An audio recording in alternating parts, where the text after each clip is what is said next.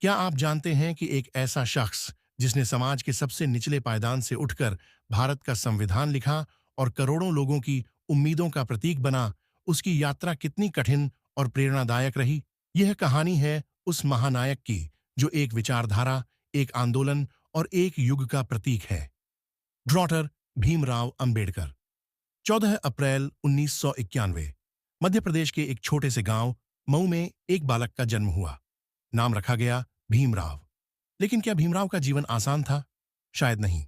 समाज की ऊंच नीच और भेदभाव ने बचपन से ही उनके कदमों में बेड़ियां डाल दी थीं। स्कूल में भीमराव अलग बैठते हैं, पानी पीने का अधिकार नहीं। क्या आप सोच सकते हैं कि स्कूल में उन्हें छूने की भी इजाजत नहीं थी? पढ़ाई का जुनून तो था, लेकिन समाज ने उनके सपनों को हर कदम पर कुचलने की कोशिश की।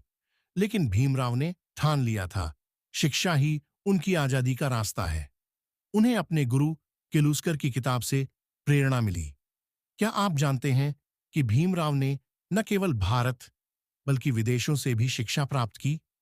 उन्होंने कोलंबिया यूनिवर्सिटी और लंदन स्कूल ऑफ इकोनॉमिक्स से पढ़ाई की, वो भी कई मुश्किलों का सामना करते हुए। पर क्या शिक्षा ही उनके लिए काफी थी? समाज में बदलाव लाने के लिए एक क्रांति की जरूरत थी, और यहीं से शुरू होती है उनकी असली यात्रा। भीमराव अंबेडकर ने समाज में समानता लाने के लिए संघर्ष शुरू किया। क्या आप जानते हैं कि 1927 में उन्होंने महाड सत्याग्रह किया, जहां उन्होंने दलितों को सार्वजनिक जल स्रोतों तक पहुंच दिलाने का आंदोलन चलाया? यह पहली बार था जब समाज ने उनकी ताकत को पहचाना। लेकिन उनकी लड़ाई यहीं खत्म नहीं हुई।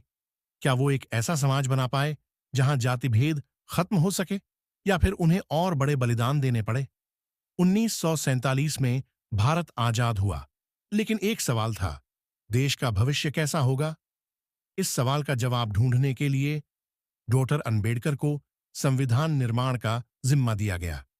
क्या आप जानते हैं कि उन्होंने 2 साल 11 महीने और 18 दिन की कड़ी मेहनत के बाद दुनिया का सबसे बड़ा लिखित संविधान तैयार किया?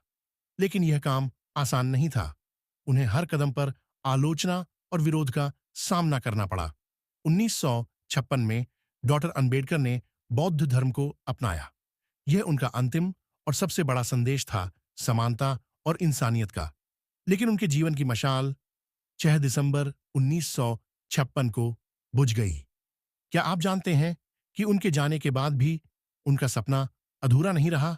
आज भी करोड़ों लोग उनके विचारों से प्रेरित होकर आगे बढ़ रहे हैं। डॉक्टर भीमराव अंबेडकर सिर्फ एक व्यक्ति नहीं, एक विचारधारा है। उन्होंने हमें सिखाया कि संघर्ष से ही जीत मिलती है। उनका जीवन हर उस व्यक्ति के लिए प्रेरणा है जो अपने अधिकारों के लिए लड़ना चाहता है।